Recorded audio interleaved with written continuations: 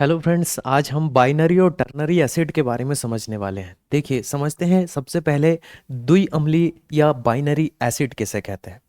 देखिए, binary acid जो होता है, जैसे कि नाम से स्पष्ट है कि दो तत्वों से मिलकर बनने वाला जो अम्ल होता है उसे हम बाइनरी एसिड कहते हैं। परिभाषा के तौर पर समझिएगा कि ऐसे अम्लीय यौगिक जिनमें हमेशा अन्य रासायनिक तत्व अधिकतर अधातुओं के साथ हाइड्रोजन बंद होते हैं।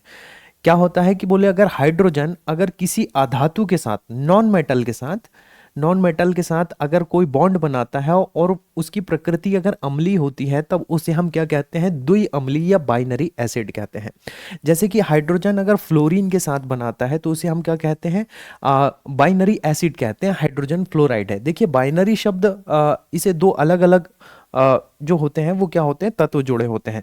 अच्छा, इसमें एक खास बात ये होती है कि हमेशा जो हाइड्रोजन के साथ दूसरा तत्व जुड़ा होगा वो कैसा होगा, अधातु ही होता है, हमेशा नॉन मेटल ही होता है। बाइनरी अम्ल का एक और नाम होता है जिसे हाइड्रेसिड के रूप में भी कहा जाता है। हाइड्रेसिड को ही क्या कहते हैं, हम बाइनरी अम्ल कहते हैं।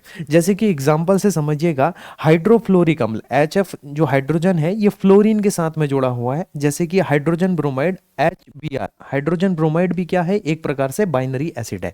तो हम बोल सकते हैं कि जिसमें हाइड्रोजन किसी नॉन मेटल के साथ में जुड़ता है तो वो क्या बनाता है, द्विअम्लीय बनाता है या बाइनरी एसिड बनाता है। इसी प्रकार से एक और यौगिक बनते होते हैं जिन्हें हम टर्नरी एसिड कहते हैं। टर्नरी एसिड या त्रिअम्लीय कहते हैं। वे अम्लीय यौगिक जिनमें हाइड्रोजन और ऑक्सीजन, देखिए दो तत्व है। बाइनरी में सिर्फ हाइड्रोजन था और दूसरा अधातु था।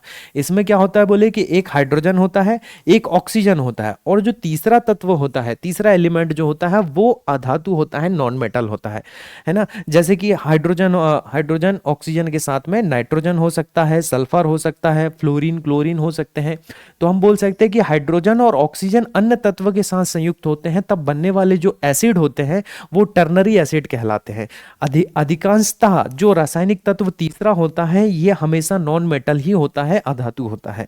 इन्हें अक्सर ऑक्सी अम्लों के नाम से भी जानते हैं। जो टर्नरी एसिड होते हैं इनका नाम क्या होता है, ऑक्सी अम्ल होता है, क्योंकि हाइड्रोजन के साथ ऑक्सीजन भी होता है और ऑक्सीजन के साथ में एक नॉन मेटल भी होता है। जैसे कि अगर हम बात करें कि सल्फ्यूरिक अम्ल का ध्यान दीजिएगा कि हाइड्रोजन है, ऑक्सीजन है और साथ साथ में तीसरा एलिमेंट क्या है भैया, सल्फर भी है। इसी प्रकार से जो नाइट्रिक एसिड होता है, हाइड्रोजन है, ऑक्सीजन और तीसरा एलिमेंट नाइट्रोजन है। तो हम बोल सकते हैं कि हाइड्रोजन और नाइट्रोजन के साथ में, है ना, हाइड्रोजन और ऑक्सीजन के साथ में तीसरा जो एलिमेंट होगा वो नॉन मेटल होगा। तीन तत्वों से मिलकर बनने वाले जो अम्ल होता है उसे हम क्या कहते हैं, टर्नरी एसिड कहते हैं, त्रिअंगी यौगिक कहते हैं। तो इसी प्रकार के वीडियो देखने के लिए हमारे चैनल को आप सब्सक्राइब कीजिए।